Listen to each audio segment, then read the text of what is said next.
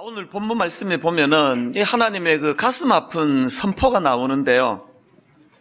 이 말씀의 배경이 이렇습니다. 지금 이스라엘 백성들이 홍해를 건너서 지금 젖과 꿀이 흐른다고 하는 약속의 땅 가나안을 향해 지금 행진하고 있는 와중인데요.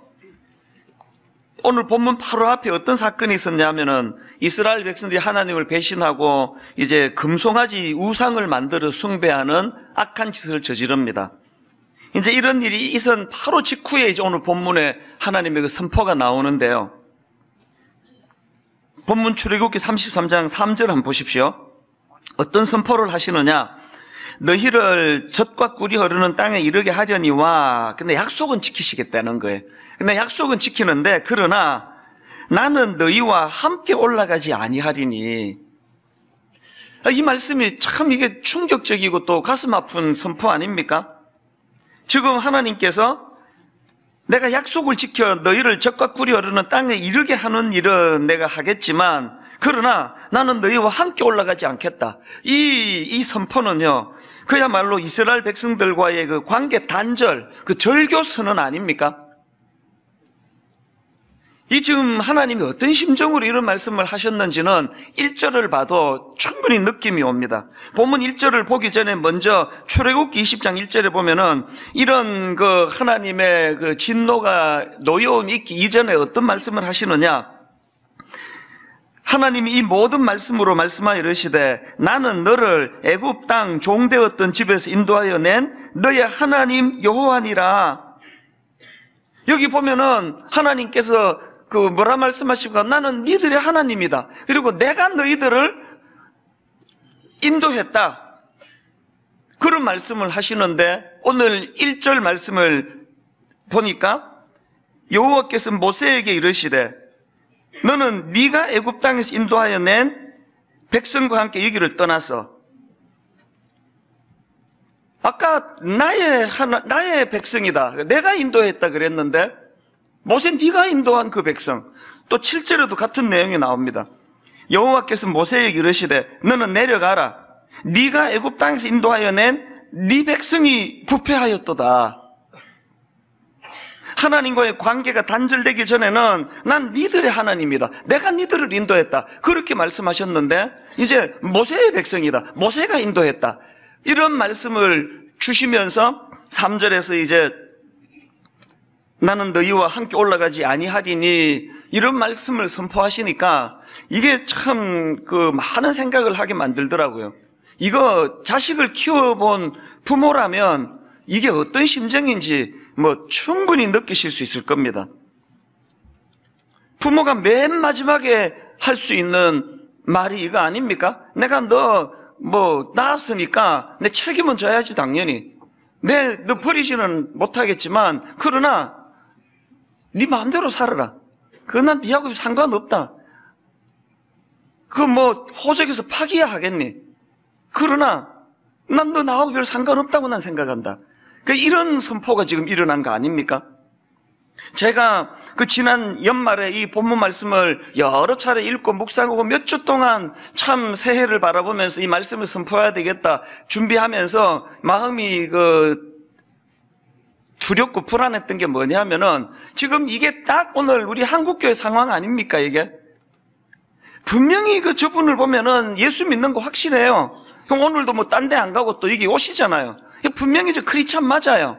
그런데 하나님의 임재를 느낄 수 없는 하나님 임재가 뭔지, 하나님의 이끄심이라는 게 뭘 말하는지 전혀 모르는 분들이 너무 많은 현실 아닙니까? 목사가 설교하고 또 다락방에서 또 믿음 있는 분이 간증하면 저게 뭔 소리 하는지 어렴풋이는 알겠는데 나는 저걸 경험해 본 적이 없는 이런 상태에 빠진 사람들이 지금 양산되고 있는 현실 아니겠습니까? 그래서 이제 마음이 두려운 거예요. 분명히 가나안으로 인도함 받는 그 예수 믿는 사람 분명히 맞는데 이 하나님과의 관계 단절, 교회도 마찬가지예요. 구색 다 갖추고 있다고 교회가 아니에요. 이 하나님과 이 관계가 단절이 되어 있는 교회가 그게 어떻게 교회겠냐고요. 이것이 저를 참 두렵게 만들었는데요. 여러분, 구약에 이런 그 하나님과의 관계 단절, 교제 단절의 상태를 오래 방치했다가 망한 인물, 또 망한 시대가 있지 않습니까? 엘리 제사장.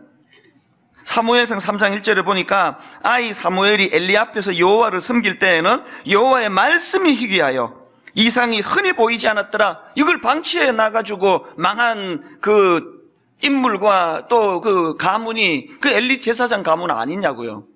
이거 방치하시면 안 됩니다. 새해 첫날 여러분, 제가 이 3장 1절 말씀을, 오늘 본문의 이 말씀을 가지고 정말 여러분에게 내가 도전하고 싶은 게 뭐냐? 자, 하나님이 여러분한테 네 둘 중에 하나 택해라. 응? 둘 중에 하나 택할 그 기회를 주마. 우리는 사지 선택에 익숙해가지고 이지 선택은 이 선택을 잘 못하는 그 정상이 좀 있지만, 이제 여러분 둘 중에 하나 한번 택해보세요. 하나님이, 자, 첫째, 이 풍요로운 가나안에 내가 입성하게 해줄게. 풍요로운 가나안에 입성해 적과 꿀이 어르고 결핍이 없는 그곳에서 살도록 해주는데, 단 나는 네와 함께 안 한다. 이게 1번이다. 이거 택할래. 2번, 비록 이 땅은 그 이스라엘 백성들이 경험한 광야 생활, 그래서 열악하고 척박하고 결핍된 게 많은, 그래서 너무너무 힘든 삶의 연속이지만 그 광야에서 내가 너와 함께하는, 너와 교제하는 너의 하나님이 되어주겠다. 이게 2번이다. 너 뭐 택할래? 그럼 여러분 뭐 택하시겠습니까? 뭐 교회니까 다 2번이라고 그러시겠지만 속내는 집에 가서 얘기하겠죠. 사실 여러분, 끊임없이 세상이 우리를 유혹하는 게 1번 택해라는 거거든요. 그 결핍이 없대잖아. 적과 꿀이 흐른대잖아. 거기는 하나님이 별로 필요 없대잖아. 당연히 1번이지. 여러분, 작년 한 해 우리가 겪었던 유혹을 정리하면 다 너 1번 택해라. 1번 택해라. 이 유혹이에요. 그러나 여러분, 우리 2번 택해야 돼요. 왜 그런지 아십니까? 좋은 사례가 있는데요. 시편 63편 1절을 보십시오. 하나님이여, 주는 나의 하나님이시라. 내가 간절히 주를 찾되 물이 없어 마르고 황폐한 땅에서 내 영혼이 주를 갈망하며 내 육체가 주를 앙모하나이다. 이게 지금 2번의 상태에 빠진 분이 쓴 시인데, 이 시는 다윗이 쓴 시예요. 자료를 보니까 지금 다윗이 사울 왕에게 쫓겨가지고 도망가 광야로 지금 도망간 상태다. 이렇게 그 분석하는 글이 있고요. 그런가 하면은 지금 이 상태는 자기 아들 압살롬이 왕이 된 다윗인데요. 자기 아들 압살롬이 쿠데타를 일으켜요. 그래서 아들의 쿠데타를 지금 절망적으로 겪으면서 목숨 부지하겠다고 지금 도망가 있는 상태. 그걸 배경으로 썼다. 설이 두 가지가 있더라고요. 어느 쪽이든 상관없습니다. 한 가지 확실한 건 뭐예요? 세상에 가장 비참한 상태예요. 그리고 지금 자기가 처한 광야의 상태를 어떻게 묘사합니까? 시편 63편 1절에서 이렇게 말합니다. 물이 없어 마르고 황폐한 땅에서 너무너무 힘든 거예요. 그 광야에서 지금 마실 물이 지금 없다. 이건 얼마나 이거 힘들고 괴로운 상태냐고요. 그런데 그런 열악한 상황이지만 그럼에도 불구하고 1절 다시 한번 보세요. 하나님이여, 주는 나의 하나님이시라. 내가 간절히 주를 찾되 물이 없어 마르고 황폐한 땅에서 내 영혼이 주를 갈망하며 내 육체가 주를 앙모하나이다. 이게 2번 아닙니까? 상황은 너무 열악한데 하나님과 의지하는, 하나님과의 교제가 이루어지고 하나님께 부르짖을 수 있는 상태예요. 여러분, 왜 우리가 1번이 아니라 2번을 택해야 되는지 아십니까? 여러분이 시편 63편 1절의 상태가 왜 우리에게 필요한가 하면은, 이게 왜 축복인가 하면은 4절을 보십시오. 이름으로 나의 평생의 주를 송축하며 주의 이름으로 말미암아 나의 손을 늘리이다. 지금 광야에서도 찬양이 나오고 있네요.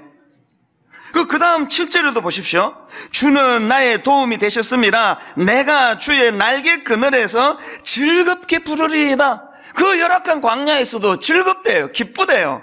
그러면 되는 거 아닙니까? 제가 여러 번 말씀드렸잖아요. 우리 신학생들이 저를 좀 부러워해요. 아이고, 이찬수 목사는 그냥 저렇게 좋은 교회에서 사역도 하고 대단하다 그러고 저를 좀 부러워해요.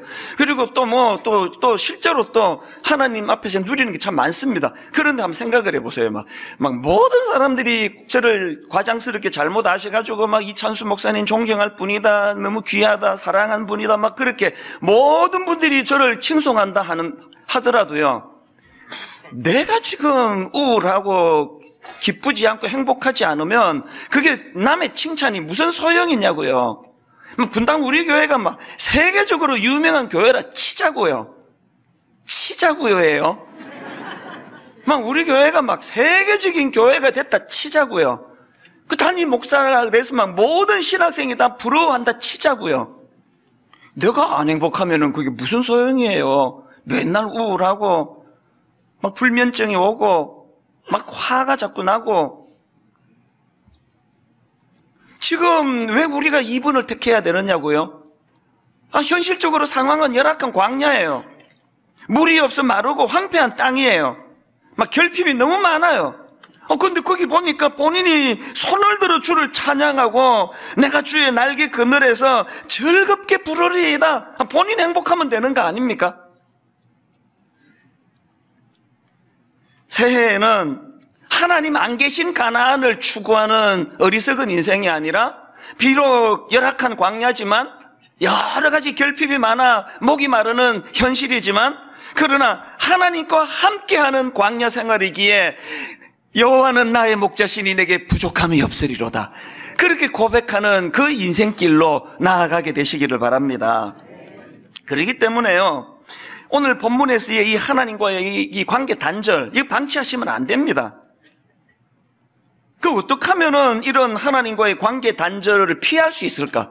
또 거기에 지금 빠져 있더라도 어떻게 하면 벗어날 수 있을까? 여러분, 제가 오늘 본문을 택한 이유가 바로 그건데요. 하나님이 친히 말씀해 주세요.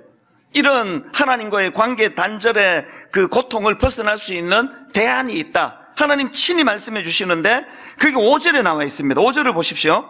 여호와께서 모세에게 이르시기를 이스라엘 자손에게 이르라 너희는 목이 곧은 백성인즉 내가 한순간이라도 너희 가운데 이르면 너희를 진멸하리니. 그리고 대안을 가르치십니다. 너희는 장신구를 떼어내라. 너희는 장신구를 떼어내라. 그리하면 내가 너희에게 어떻게 할 것인지 정하겠노라 하셨습니다. 이 조금 생뚱맞은 대안 아닙니까? 지금 이 하나님과의 관계 단절을 피할 수 있는 대안이 장신구를 떼어내라. 장신구 뭔지 아시죠? 몸을 치장하는 우리 한복에도 보면은 이런 장신구를 장식을 달고 그러지 않습니까? 이 몸 치장하는 장신구를 떼내는 게 대안이라는 거예요. 참 생뚱맞습니다. 그냥 100일 금식 기도를 해라라든지 성경을 한 100독 그러면 납득이 가겠는데 지금 하나님과 관계해보고 이 장신구 몸에 옷에 붙어있는 장신구 떼내는 거가 무슨 상관이냐 하는 거예요. 제가 이 의미를 오늘 좀 살펴보려고 하는데요. 하나님께서 왜 장신구를 떼어내라, 이게 대안이다 그러시는가 하면은요, 자, 몇 가지 정리를 해드리겠습니다. 장신구를 떼어내라시는 하나님의 명령의 의미, 첫째 의미가 뭐냐? 죄의 불씨를 제거하라는 뜻이에요. 이게 무슨 의미냐?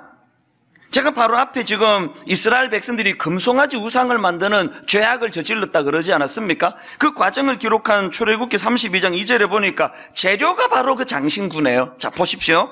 아론이 그들에게 이르되 너희의 아내와 자녀의 귀에서 금고리를 빼어 내게로 가져오라. 모든 백성이 그 귀에서 금고리를 빼어 아론에게로 가져가매 아론이 그들의 손에서 금고리를 받아 부어서 조각칼로 새겨 송아지 형상을 만드니 그들이 말하되 이스라엘아 이는 너희를 애굽 땅에서 인도하여 낸 너희의 신이로다 하는지라.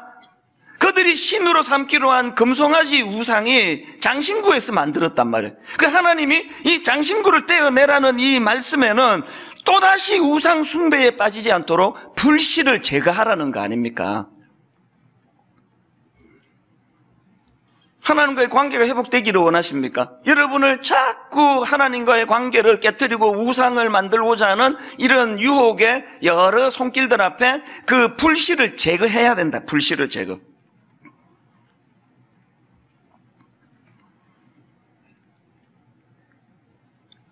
지난번에도 제가 말씀을 드렸지만, 이제 우리 아들이 이제 수능 시험을 보고 나서 참 제가 그동안에 목이 말랐어요. 이 대학 입시 때문에 이 기독교 세계관 교육, 또 가치관 교육, 신앙 교육, 이런 걸 제대로 할 수가 없어가지고요. 요즘에는 제가 이제 많이 얘를 가르치려고 애를 쓰고 있습니다. 지난 금요일 저녁에도 계속 집에서만 하면은 막 하여튼 목사 아빠를 만나가지고 잔소리를 많이 듣는다고 그럴까봐 이번에는 내 거금을 투자해가지고 정말 제가 고급 레스토랑에 데리고 갔어요. 그리고는 막 거의 한 80%는 자기 다 먹고 난 20% 한 얻어먹는 정도 수준으로 해서 그렇게 분위기를 잘 띄워주고 기분 좋게 만들고, 그리고는 이제 좋은 커피숍에 가가지고 오래 이제 대화를 나눈, 저 혼자 말하는 대화였습니다. 제가 이제 무슨 얘기를 했냐 하면, 야, 너 입시 하지만 그건 일도 아니다. 이제 본격적인 유혹이 지금부터 시작된다. 얼마나 어려운지 아니? 세상은 지금 네가 하나님의 멋진 사람이 되는 걸 얼마나 지금 집요하게 방해해서 너를 쓰러뜨리게 하려는지 아니? 그 유혹과 싸워야 된다. 그러면서 제가 무슨 얘기했냐면은, 너의 본격적인 유혹은 세상은 너를 중독자로 만드는 게 목표다. 스마트폰 중독, 영화 중독, 심지어는 이제 음란한 것들이 얼마나 너를 공격할지 모른다. 우리 다 거치면서 왔다. 이거 싸워야 된다. 불씨를 제거해야 된다. 아빠는 이렇게 많은 성도님들을 섬기는 목사지만 일할 때 핸드폰을 일부러 떼고 가까이 안 간다. 그 집에 오면은 핸드폰을 할 수 있는 대로 내가 멀리 두려고 애를 쓴다. 그리고 또 제가 우리 아이한테 들려준 게, 요즘에는 필터링이 잘 돼가지고 그런 이메일이 거의 안 오더라고요. 이제 다행이라 생각하는데, 제가 30대 초반 이럴 때 인터넷 또 이메일 이런 게 처음 나왔을 때는요, 스팸 메일 엄청 많았습니다. 그래가지고 그 메일을 딱 열어보면은 제목이 오빠 뭐해? 저는 5남매 중에 막내예요. 그리고 또 어느 여집사가 나보고 오빠 뭐해? 이러는 사람이 없단 말이에요. 그래서 누가 나보고 오빠라 그러지? 그래서 클릭을 해보면은 저를 오빠라고 부르는 그 여자가 그냥 뻘거벗고 이룩하고 서 있는 이런 음란한 사진들이 뜨고 이런 일이 종종 있었습니다.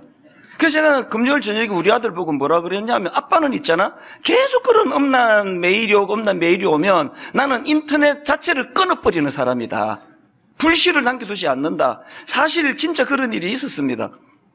10년 전에 이제 안식년을 얻어가지고 이제 공부를 좀 더 해야 되겠다 해서 풀러신학교에 그때 이제 학생 비자를 받아가지고 1년간 체류하기로 갔거든요. 얼마나 내가 공부를 열심히 했는지, 이게 1년 코스인데요. 한 9월, 8월 되니까 공부 다 해버렸어요. 그 이제 공부 다 끝나고 코스가 끝나고 논문만 쓰면 되는데 막 좀이 쑤시는 거예요. 제가 깨달았습니다. 일 많아도 이게 괴롭지만요, 진짜 일 없는 게 이게 괴로운 일이더라고요. 그래서 내가 12월 달에 귀국하기로 했는데 못 참고 이제 일찍 귀국한 거예요, 혼자. 애들은 이제 2학기를 끝내야 되니까 가족들은 다 남아있고 저 혼자 한국으로 귀국을 했는데요. 이제 하루 교회 일 마치고 집에 들어오면은 아무도 없고 저녁에 또 시간이 얼마나 안 가더라고요. 그래서 제가 계속 이제 TV 중독이 됐습니다. 그래서 TV 켜놓고 동해물과 백두산이 나오면은 또 이제 케이블로 들어가가지고 또 영화 보고, 이제 밤 한 11시 넘어서 영화는 또 되게 음란한 것들이 많이 나오더라고요. 그래가지고요, 이게 내가 이래갖고는 안 되겠다 해가지고 케이블 선을 가위로 잘라버렸어요. 그거 한 3,000원 하면 다시 살 수 있거든요. 가족 올 때까지 안 샀습니다. 이게 불씨를 제거하는 거예요. 이 얘기 듣고 저한테 실망한 분 계세요? 무슨 목사가 그것도 못 이겨가지고 케이블을 끊었단 말이야? 실망이다. 이런 분 계시면 그냥 계속 실망하세요. 그게 저예요. 저는 못 이길 것 같아요. 그래서 불씨를 제거하는 거예요. 이성에 대해서도 전 자신 없고요. 그래서 극도로 조심하고 불씨를 제거합니다. 어떤 경우라도 여성이랑 1대1로 식사 안 하고 차 안 마시고 대화 안 하고 교회 일 말고는 절대로 교제하지 않습니다. 자신이 없는 거거든. 불씨를 제거하는 거예요. 새해를 맞아 여러분에게 진심으로 제가 한 가지 권면을 드리고 싶은데요. 영적으로 충만하고 싶으면 여러분을 유혹하는 불씨를 제거하는 결단이 있기를 바랍니다. 자꾸 음란한 것들에 대하여 노출이 돼 있으면 그것을 아예 그냥 원시인처럼 사는 게 낫습니다. 인터넷 끊어버리세요.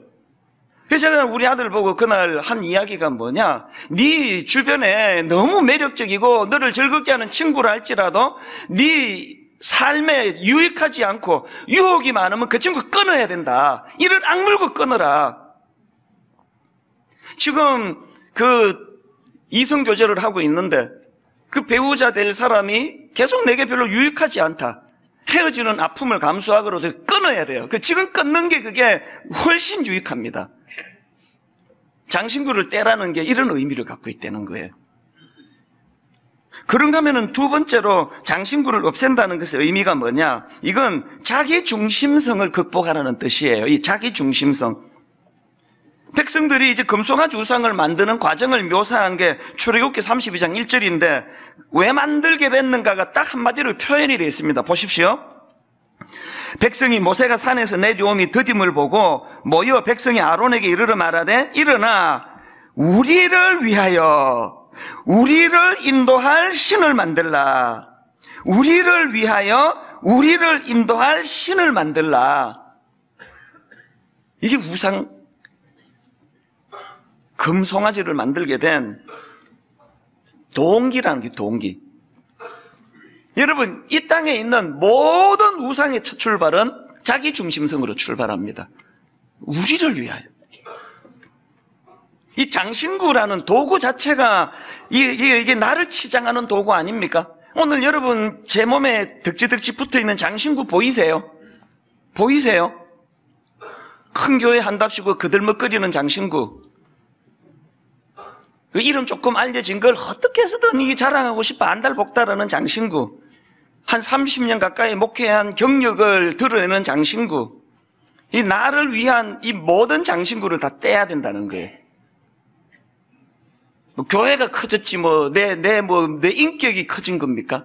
이 교회가 유명해졌지 그게 내 영성을 말해주는 겁니까? 그 쓰잘데없는 이 나를 위하여 있는 모든 장신구를 다 떼야 되는 거예요. 존 메가드 목사님이 쓴 책인데요, 복음을 부끄러워하는 교회, 이런 제목의 책이 있는데 그 책에 보면은 그 내리막길로 접어든 교회의 특징, 그 교회가 이제 영적으로 문제가 있고 교회가 내리막길로 접어드는 교회의 강력한 특징이 뭐냐? 이용자에게 친절한 교회, 시장지향적인 교회라는 특성이 있다는 거예요. 저 반성 좀 많이 했습니다. 영적으로 문제가 생긴 교회는요, 이용자에게 친절한 교회, 이 본질을 중요하게 생각하지 않고 맨날 설교라는 게 얼마나 힘드세요? 용기를 가지십시오. 우리 교회로 오셔야 될 이유는 저 교회보다 우리 교회가 이용자에게 훨씬 친절합니다. 안락은자에 앉으셔가지고 편안하게 내 집처럼 지내다 가세요. 이게 문제가 있는 교회라는 거예요. 여러분, 이 영적 성숙을 재는 잣대가 여러 개 있는데요, 오늘 이걸로 한번 재보세요. 여러분, 내 영적인 성숙도가 어느 정도 되는가를 재는 가장 중요한 잣대는 내가 얼마나 이 자기 중심성을 극복했느냐의 문제예요. 좋은 남편이고 싶으세요?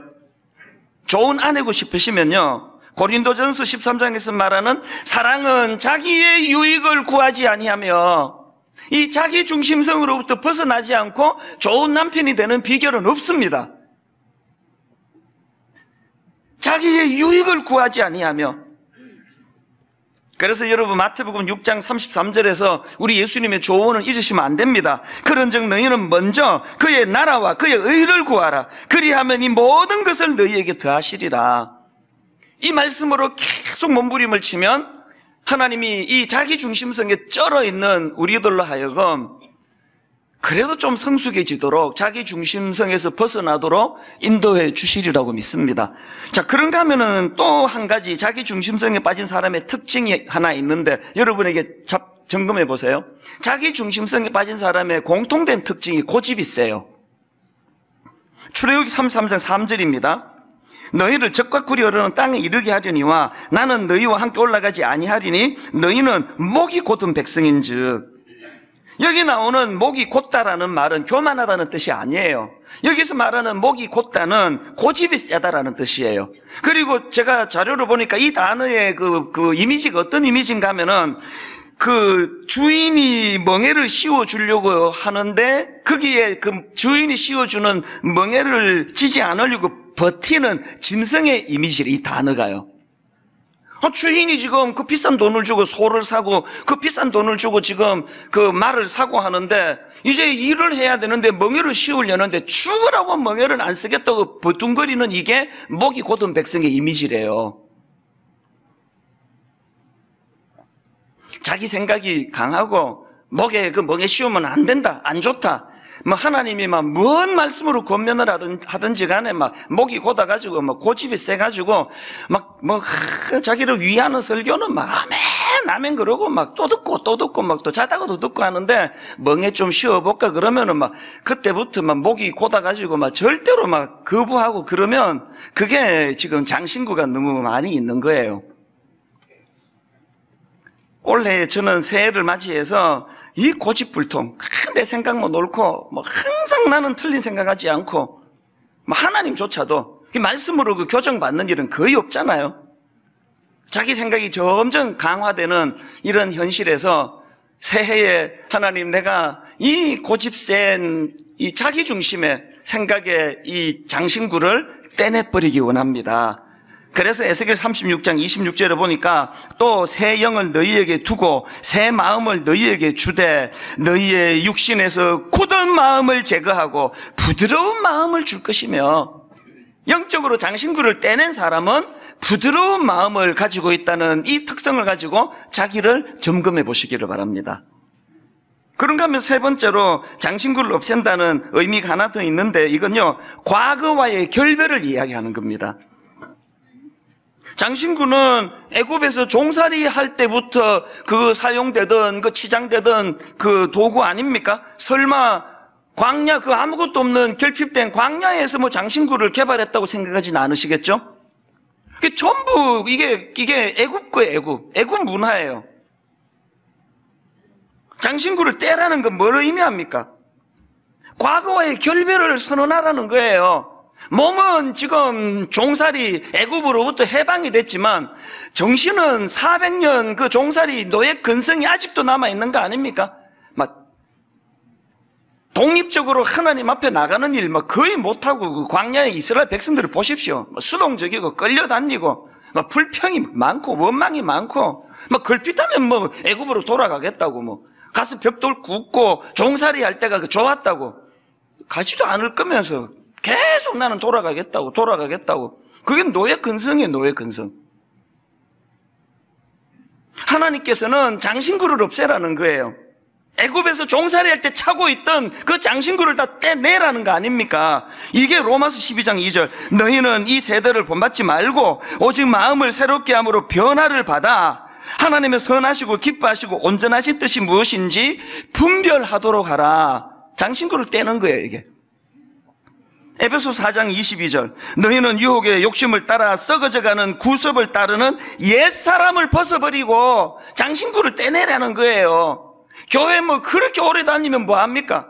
여전히 이 세상의 사고방식, 세상의 가치관 온통만 내가 이 세상의 주인이라는 이런 세속적인 가치관에 너무나 지금 거기에 젖어 있다면 성령님이 새해를 맞이하는 저와 여러분에게 장신구를 뗄 수 있는 마음의 결단을 주시고 그것을 직접 행할 수 있는 능력을 주시기를 바랍니다. 그래서 고린도후서 5장 17절에 그런즉 누구든지 그리스도 안에 있으면 새로운 피조물이에요. 새로운 피조물. 장신물 다 떼시고 이전 것은 지나갔으니 보라 새 것이 되었도다. 이게 장신구를 떼는 의미예요. 오늘 본문에 보면 그래도 이스라엘 백성들이 그 하나님의 말씀 앞에 반응을 보여요. 순종합니다. 본문 6절에 보니까 어떻게 순종합니까? 이스라엘 자손이 호렙산에서부터 그들의 장신구를 떼어내니라. 장신구를 떼어냈어요. 그리고 더 중요한 건 지금부터예요. 장신구 떼내는 것으로 모든 게 회복이 안 되고요. 장신구를 떼는 건 출발이에요. 장신구를 6절에서 떼냈는데 7절을 보시겠습니까?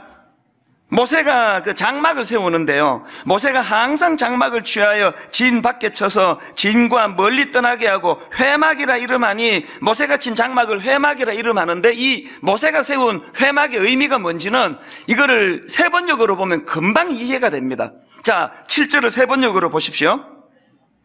이스라엘 백성이 진을 칠 때마다 모세는 장막을 거두어 가지고 진 바깥으로 나가 진에서 멀리 떨어진 곳에 그것을 치곤 하였다. 모세는 그 장막을 주님과 만나는 곳이라고 하여 회막이라고 하였다. 모세가 세운 회막의 의미가 뭐라고요? 주님과의 만남의 장소라는 상징을 거기다 부여하는 거예요. 의미를 부여하는 겁니다. 그리고는 9절에 모세가 회막에 들어갈 때에 구름 기둥이 내려, 하나님 임재의 상징 아닙니까? 구름 기둥이 내려 회막문에 서며 여호와께서 모세와 말씀하시니, 또 10절 모든 백성이 회막문에 구름 기둥이 서 있는 것을 보고 다 일어나 각기 장막문에 서서 예배하며, 예배가 살아나네요. 그 다음 11절 사람이 자기 친구와 이야기한 같이 여호와께서는 모세와 대면하여 말씀하시며. 부러워 죽겠어요. 새해에는 저와 여러분이 다른 소원 말고 사람이 자기의 친구와 이야기함 같이 여호와께서는 모세와 대면하여, 사람이 자기의 친구와 이야기한 같이 여호와께서는 찬수와 대면하여 말씀하시며. 그뿐 아니라 7절을 다시 한번 보십시오. 모세가 항상 장막을 취하여 진 밖에 쳐서 진과 멀리 떠나게 하고 회막이라 이름하니 여호와를 앙모하는 자는 다 진 바깥 회막으로 나가며. 지금 모세가 주님과의 만남의 장소에 회막을 세워두니까 거기에 가는 사람들을 보니까 여호와를 앙모하는 자라. 여호와를 앙모하는 자. 이 앙모하다라는 이 단어를 찾아보면은요, 기본 의미가 구하다, 청하다, 얻기 위해 노력하다, 이런 뜻을 가진, 기본 의미를 가진 단어예요. 그러니까 지금 이스라엘 백성들에게 회복된 게 뭐예요? 하나님에 대한 관심이 회복이 됐습니다. 하나님을 앙모했어요. 하나님을 구하기 시작했어요. 하나님께 청하기 시작했어요. 하나님과의 관계를 회복하기 위하여, 하나님에게 인격적으로 관계를 누리기 위하여, 그것을 하나님께 얻기 위하여 노력하기 시작했다는 거예요. 2019년도에는 여호와를 앙모하는 자는 다 진 바깥 회막으로 나아가며, 매 예배 때마다 여호와를 앙모하는 마음을 가지고 예배하러 오시는 여러분 되시기를 바랍니다. 주를 앙모하는 자 올라가 올라가 독수리 같이. 앙모하는, 주님을 앙모하는 마음이 생기면 넘어졌는데 일어나게 됩니다. 독수리같이 창공을 향하여 날아가게 되는 거거든요. 여러분, 이 앙모하는 마음을 회복하는 게 왜 필요하냐? 이런 이스라엘 백성들의 변화에 하나님이 반응하시기 때문이에요. 자, 13절에서 모세가 이런 요청을 드립니다. 내가 참으로 주의 목전에 은총을 입어 싸우면 원하건대 주의 길을 내게 보이사 내게 주를 알리시고 나로 주의 목전에 은총을 입게 하시며 이 족속을 주의 백성으로 여기소서. 그랬더니 하나님 어떤 반응을 보이시느냐? 감격의 14절이에요. 여호와께서 이르시되 내가 친히 가리라. 나는 니들과 함께 안 하겠다 하신 하나님 아닙니까?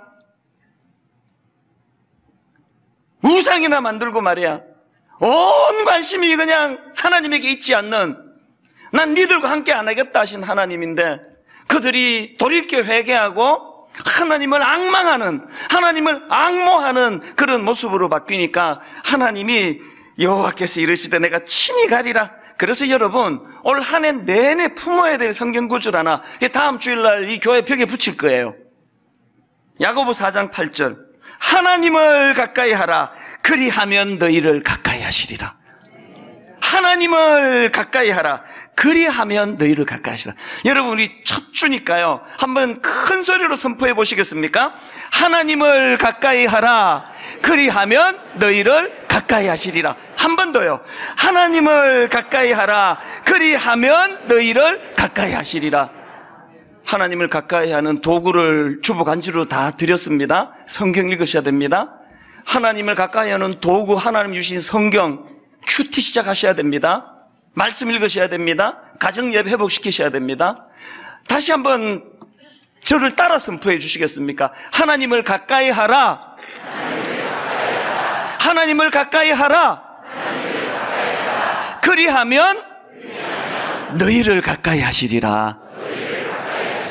결론을 맺습니다. 제가 올 연초에 그 아는 목사님에게 그 이순신 장군 이야기를 들었는데 참 감동적이었습니다. 그 내가 어렴풋이 알고 있었던 것 같은데요. 임진왜란 초기에 그 옥포대첩이라고 아시는 분이 많으실 거예요. 이 옥포대첩은요, 외선 30척이 옥포만에 정박을 해가지고 양민을 괴롭히고 약탈하고 그런 짓을 저질렀는데요. 이순신 장군이 그 외적 30척 중에서 무려 26척을 격침을 시켜요. 그리고 더 놀란 게 뭐냐 하면은 외선 26척을 격침시키는 과정에서 왜군 4,080명을 사살해요. 놀라운 게 뭐냐? 외적 4,080명을 사살할 동안에 아군 피해 1명 부상, 사망자도 없대요. 이 뭐 위대한 장군이에요. 그래서 제가 그게 너무 제가 연초에 인상적이었는데요. 이순신 장군 검색을 하니까 무슨 기사가 하나 뜨는가 하니까 여러분 검색해 보세요. 이순신 장군이 병사들에게 이상한 명령을 내렸대요. 적의 머리를 베는 자는 벌을 줄 것이다. 이상한 명령 아닙니까? 이게 납득이 안 가는? 아니, 적의 머리를 베는 자는 벌을 줄 것이다. 이게 뭐냐 보니까요. 죽은 적의 시체의 목을 자르지 말라는 그 명령이었대요.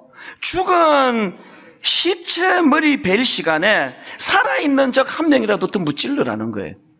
이게 지금 장신구를 제거하라는 그 말씀하고 제가 왜 이게 연결이 됐느냐. 장신구는 비본질이에요. 여러분 여기 붙어있는 장신구가 내 존재는 아니에요. 이거 떼도 상관없습니다. 막 이찬수 목사가 막 큰 교회 한다고 떠벌리고 다니는 그거 내 본질이 아니에요. 트럭 몬다고 내 거인이 아닙니다. 그 비본질이에요. 그 죽은 그 외정 목 자르는 거 나 100개 잘랐다. 그 소용없는 짓이에요. 본질을, 살아있는 적을 공격하라는 거 아닙니까? 여러분 새해를 맞이해서 이 비본질, 장신구는 비본질의 상징이에요. 있어도 되고 없어도 되고 오히려 광야 생활이 거추장스러워요. 오히려 그 비본질을 다 떼내고 그 죽은 외적 목 100개 잘랐다 자랑하는 이런 거 하지 말고 전투력을 가지고 주님과 더불어서 영적인 전쟁에서 승리하는 저와 여러분 되시기를 바랍니다. 장신구를 떼셔야 됩니다. 죄의 불씨를 제거하셔야 되고 자기 중심성을 극복하셔야 되고 과거와의 결별을 선언하셔야 합니다. 이사야 40장 31절 오직 여호와를 앙망하는 자는 새 힘을 얻으리니 독수리가 날개치며 올라간 같을 것이요 다른 박질하여도 곤비하지 아니하겠고 걸어가도 피곤하지 아니하리로다. 여호와를 앙망하는 마음을 가지고 승리하는 귀하고 복된 새해가 되시기를 주님 이름으로 축원합니다.